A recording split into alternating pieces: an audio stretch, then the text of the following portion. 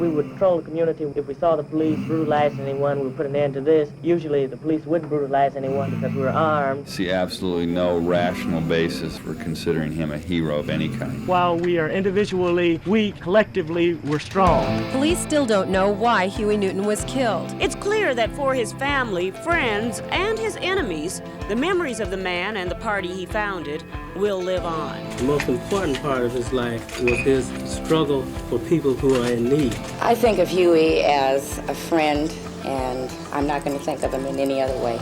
Now, there are those who are going to try to make Huey look like he was a gangster. But we know he was a brother. We know he was a fighter. I'm heartbroken that he did, but it was something that I always kind of prepared myself for.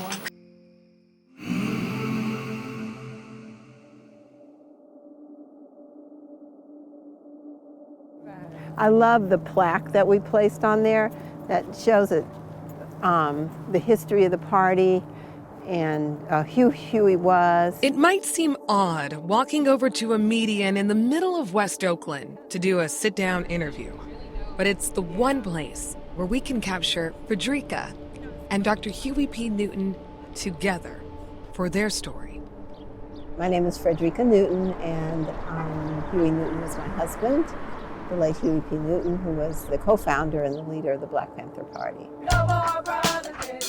The Black Panther Party, originally called the Black Panther Party for Self-Defense, was founded in Oakland in 1966 during the Black Power movement. It began as a grassroots organization that dispatched legally armed members to monitor police misconduct and inform people of their rights. It quickly morphed into an international party, developing social, educational, and health programs to serve Black and other oppressed communities. Everyone knew about the Black Panther Party. I didn't have any intimate knowledge of the party. I was intimidated by the party. I wasn't politically active. I wasn't intimidated by what the party did or stood for. What intimidated me was that I just felt that I just wasn't enough. I didn't have a loud enough voice, that I really wasn't Black enough to be part of this vanguard organization. So, yeah, I was a teenager. I was raised in an activist family. My mother was an activist. We were marching in demonstrations from the time we could walk. But I, like many teenagers, wanted to do exactly the opposite of what my parents were doing. Fredrika credits her neighbors, including prominent social activist and ex-husband to Jane Fonda, Tom Hayden, for her formal introduction to the party. No one becomes a revolutionary because he wants to.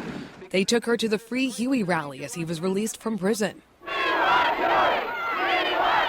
I remember being really close to him when he was standing on top of the Volkswagen and being kind of mesmerized by, he looked like a god, and the crowd around me that was so diverse. I remember being struck by that. Fredrika went off to college in Oregon, but she returned home on school break to an encounter that would change her life. You end up being introduced to Huey by your mother. How did that happen? My mother announced that Huey was coming over for breakfast. I thought, why? And she told me that she was actually doing work for the party. She was a realtor. Her whole life she'd fought against redlining and racism in the real estate industry. That was her work. And so she was responsible for placing Huey in a secure place when he was released from prison. Fredrika's mother, Arlene Slaughter, was Jewish and a statewide leader in the fair housing movement. She made Black home ownership possible for many families in Oakland and Berkeley. My mother would pose as the buyer. She was responsible for the first Black family buying a home in San Leandro. The Black Panther Party was Arlene Slaughter's client. What's your house like? Take me to that moment. It's a tiny house. It was a little Berkeley brown shingle small house, and it was chock full of people. I remember what I wore that day. What were you wearing? I was wearing some purple tie-dye pants. Okay. And a top that didn't even match, a gold top. And I remember, they were asking all these ideological, esoteric questions of him, political questions, of which I it was way over my head, the conversations. I thought it was rude that I hadn't asked him anything, so then I asked him a question. The only question that really was of interest to me. What was it like for you in prison? I wanted to know who this guy was. He seemed so vulnerable, he's eating a lot, and he seemed a little nervous, and I just want to know, even at that young age, I was more interested in who the people were rather than what they did, or try and connect the dots. And he put down his fork, and he was really thoughtful, and he looked down, and then he looked up at me, and he said, it was very lonely in prison. And it was something in that moment that really kind of captivated me. Was it that interaction that day? Did something sit with you? It definitely sat with me. And I was very unhappy at school. It was really a hard time in Oregon. I thought, I won't even fly over Oregon again after I left. There were Klan meetings happening still there. We were very isolated. There were only 35 Black students on that campus. And it was just too much for me. Fredrika packed her bags in Oregon, moved back to Oakland, and began dating Huey P. Newton. But she didn't join the Black Panther Party right away. You joined on your own. Yeah. Was there a part of him that did not want you to be? Oh, really? I think so. He never encouraged me to join the party, and I think he was a little disappointed when I did, or concerned, because it was hard. It was hard work. Fredrika began volunteering at the party's Liberation School, which later became the Oakland Community School. The school was a place where party members' kids not only went to school, but lived. Because we all lived communally, but everybody was working 24/7, so we needed a safe place for the children to be. And someone likened it the other day to homeschool, because none of us were trained. We weren't educators, but we were trying to teach kids how to think and teaching them their own history that wasn't taught in schools. Even now, the Black Panther Party history isn't part of any curriculum of any public school. Here it is, a free breakfast program. Little brown kids, little white kids being fed in the morning. Back then, before the school day started, the party was feeding the community through the free breakfast program. Along with the 10-point program that established the goals and direction of the party, there were 65 survival programs, like the newspaper, free ambulance services, and even free clinics testing for sickle cell anemia and lead poisoning. Because down here, particularly, down here being in West Oakland, the houses had lead in the paint, and the babies were peeling the paint off the wall and eating the lead because it's sweet, and dying or having brain damage. So there was no testing going on. So our community was dying, and we were giving the community basic programs and looking after their basic needs because the government wasn't doing that. In 1969, FBI Director J. Edgar Hoover declared the Black Panther Party the greatest threat to internal security of the country.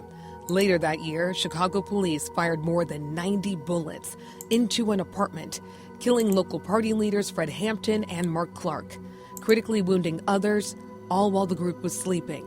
The FBI also launched an aggressive counterintelligence program aimed at dismantling the Black Panther Party through physical attacks, misinformation, and infiltration.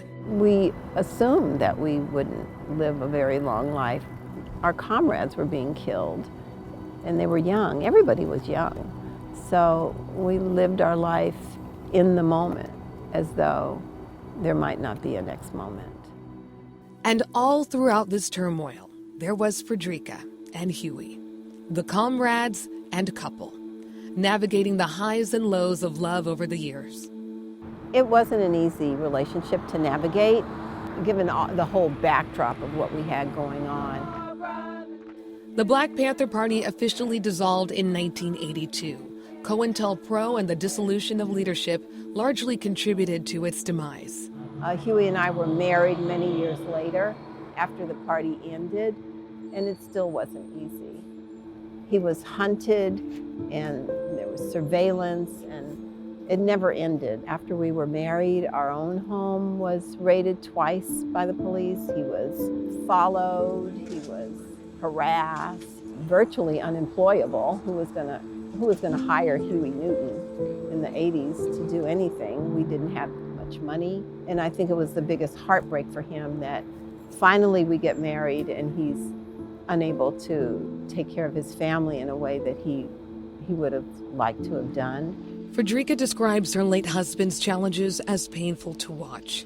He faced legal issues, including pleading no contest to embezzling state money from the Panther-founded Oakland Community School, and he was fighting addiction. But his family held tight to moments of joy. He was a wonderful father to my son. I think Huey was at his best when he was with children. I think children know the essence of someone, so when children are attracted to you, that's a good thing. Huey was in my system. I mean, I just loved him. I just loved him. People can intellectually prepare to lose someone. Given their years of activism, Fredrika did. I'm heartbroken that he did, but it was something that I always kind of prepared myself for. But in reality, her preparation was no match for the grief that gripped her on August 22nd, 1989. The last time that I saw Huey was in my kitchen. And I told you we didn't have any money. And we were waiting on a movie deal, actually, his life story. And that day, Huey got a phone call, and the deal had fallen through. So he told me that, and I had an appointment there, and I needed him to go pick up our son from summer camp, and then we could talk about it when he got back. And I said, you know, it's going to be all right. We're going to work through this. Fredrika, who a month prior left her nursing position at Highland Hospital, was awakened the next morning by a call from a former colleague demanding she contact the emergency room. And they put me on hold for a long time. And finally, this doctor gets on the phone, and I said, my name is Fredrika Newton. I understand that my husband, Huey Newton, is there in the emergency room. And he said, your husband's dead. And yeah, that's how I found out. They kept me in this little room that I'd heard people screaming from all the time that I had worked there in that trauma center. There's a scream that comes, it's almost, you can't describe it. Police found Huey Newton lying on this street in a pool of blood before daybreak. Dr. Huey P. Newton was gunned down by a man who was a drug dealer and member of the Black Guerrilla family. It happened a block from where Fredrika and I are sitting, so she took us there. You know, they were hosing right there because our car was parked right across the street there. So, yeah, this is where, it's where he took his last breath. All of a sudden, I had the whole legacy of the Black Panther Party and Huey Newton land in my lap. And I just felt ill-prepared to know how to handle it. And so for many years, I didn't. In 1995, Fredrika co-founded the Dr. Huey P. Newton Foundation to preserve and promote the history of the Black Panther Party. The Black Panther Party was the first revolutionary organization that came out in support of gay and lesbian rights. So. The foundation has published books, created the first permanent public art piece on public land commemorating the legacy of the party, and much more. I'm working with the National Park Service to create a Black Panther Party National Park as well. So we're working with the Oakland Museum. We've created a virtual reality piece, which will be in the museum and other places. Working with the state to create a curriculum so that now the Black Panther Party history is in every textbook from K through 12. What do you think Huey would say, knowing all that you and the team have done? I wonder. I come down here a lot, and I talk to him. And he used to call me his youngster. He called me his youngster or his bride. He said, my youngster, this is what you're doing. I think he'd be really proud. Oh, there it is. Oh, wow. Here, I'll stop the light. We rode around Oakland with Fredrika, and there's evidence of her late husband's legacy and the global movement he helped create just about everywhere. Dr. Huey P. Newton Way. People are continuing to learn more about the unknown women of the party.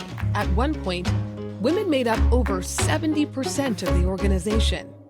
Some scholars have characterized the Black Panther Party as the most influential organization of the 1960s, while other academics found their work more criminal than political.